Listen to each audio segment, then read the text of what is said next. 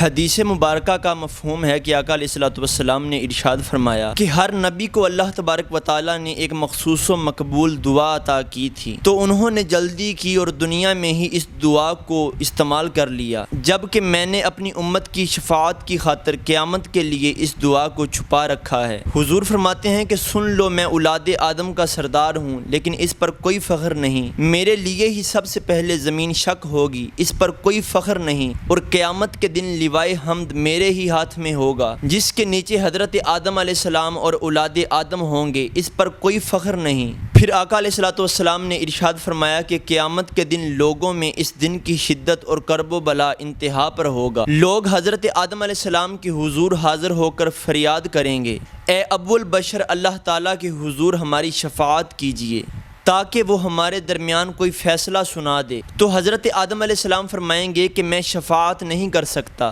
تم حضرت نوح علیہ السلام کے پاس جاؤ، وہ اول المرسلین ہیں۔ تو لوگ حضرت نوح علیہ السلام کے پاس آئیں گے اور آ کر کہیں گے کہ اللہ تعالیٰ کے حضور آپ ہماری سفارش کیجئے تاکہ اللہ تبارک و تعالیٰ ہمارے درمیان کوئی فیصلہ فرما دے۔ تو حضرت نوح علیہ السلام بھی کہیں گے کہ میں تو یہ نہیں کر سکتا، لیکن تم حضرت ابراہیم علیہ السلام کے پاس جاؤ، جن کو اللہ تبارک و تعالیٰ نے مقام خلت سے نوازا تھا۔ تو لوگ حضرت ابراہیم علیہ السلام کے پاس آ کر کہیں گے کہ اپنے اللہ کی حضور ہماری سفارش کیجئے۔ تو حضرت ابراہیم علیہ السلام بھی جواب دیں گے کہ ایسا ممکن نہیں، تو لہٰذا تم حضرت موسیٰ علیہ السلام کے پاس چلے جاؤ، جن کو اللہ تعالیٰ سے ہم کلام ہونے کا شرف حاصل ہے۔ تو لوگ حضرت موسیٰ علیہ السلام کے پاس آ کر گزارش کریں گے کہ آپ اپنے رب سے ہمارے لیے سفارش کریں تاکہ وہ ہمارے درمیان کوئی فیصلہ فرما دے۔ تو حضرت موسیٰ علیہ السلام بھی جواب دیں گے کہ میں نے ناحق ایک شخص کو مار دیا تھا، میں تو اسی غم میں پریشان ہوں۔ تو تم حضرت عیسیٰ کے پاس چلے جاؤ، جنہیں روح اللہ کے اعزاز سے نوازا گیا ہے۔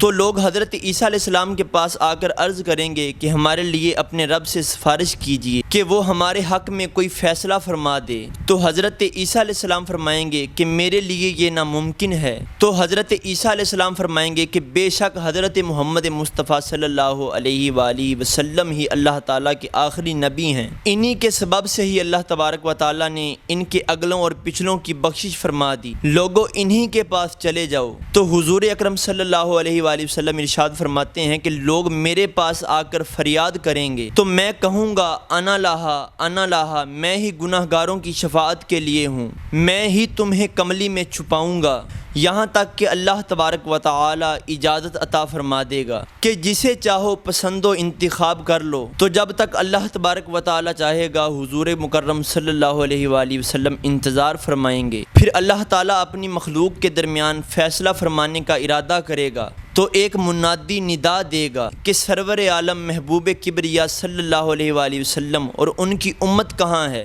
تو حضور فرماتے ہیں کہ ہم آنے کے اعتبار سے سب سے آخر میں اور قیامت کے دن حساب و کتاب میں سب سے پہلے ہوں گے۔ حضور ارشاد فرماتے ہیں کہ اللہ تعالیٰ کے حضور حاضری کے لیے میں اور میری امت کھڑے ہوں گے اور دوسری امتیں ہمارے لیے راہیں کشادہ کر دیں گی، ہم خرامہ چلیں گے اور وضو کے اثار سے ہمارے اعضاء چمک رہے ہوں گے، ہمیں دیکھ کر میدان حشر میں لوگ کہیں گے یہ امت تو انبیاء کی جماعت معلوم ہوتی ہے۔ حضور فرماتے ہیں پھر جنت کے دروازے کی طرف آ کر میں جنت کا دروازہ کھٹکھٹاؤں گا، آواز آئے گی کون ہے؟ میں کہوں گا محمد رسول اللہ صلی اللہ علیہ وآلہ وسلم ہوں، میرے لیے دروازہ کھولا جائے گا، میں جنت میں داخل ہو کر اللہ کے حضور سجدہ ریز ہو جاؤں گا اور اللہ تبارک و تعالیٰ کی ایسی حمد و ثنا بیان کروں گا کہ مجھ سے قبل کسی نے ایسی حمد و ثنا بیان نہ کی ہوگی اور نہ ہی میرے بعد کوئی ایسی حمد و ثنا بیان کرے گا۔ پھر مجھے فرمایا جائے گا اپنا سر اٹھائیں، جو آپ کہیں گے آپ کی بات سنی جائے گی، آپ سوال کریں آپ کو عطا کیا جائے گا، آپ شفاعت کیجئے آپ کی شفاعت قبول کی جائے گی۔ حضور صلی اللہ علیہ وآلہ وسلم ارشاد فرماتے ہیں کہ میں اپنا سر اٹھاؤں گا، اس شخص کے لیے بھی شفاعت کروں گا جس کے دل میں جو کہ ذرے جتنا بھی ایمان ہوگا، یعنی جس نے ایمان و یقین سے ایک مرتبہ بھی اس بات کی گواہی دی ہوگی کہ اللہ تبارک و تعالیٰ کے سوا کوئی معبود نہیں اور محمد مصطفیٰ صلی اللہ علیہ وآلہ وسلم اللہ کے بندے اور اس کے رسول ہیں۔ حضور فرماتے ہیں تو میں اس کی بھی شفاعت کروں گا۔ تو وہ کسی نے کہا ہے کہ جس کے لب پر رہا امتی امتی، یاد ان کی نیازی نہ بھولو کبھی، وہ کہیں امتی تو بھی کہہ یا نبی، میں ہوں حاضر تیری چاکری کے لیے۔ تو اللہ تبارک و تعالیٰ ہمیں حضور کی پکی اور سچی غلامی عطا فرمائے۔ وما توفیقی الا باللہ۔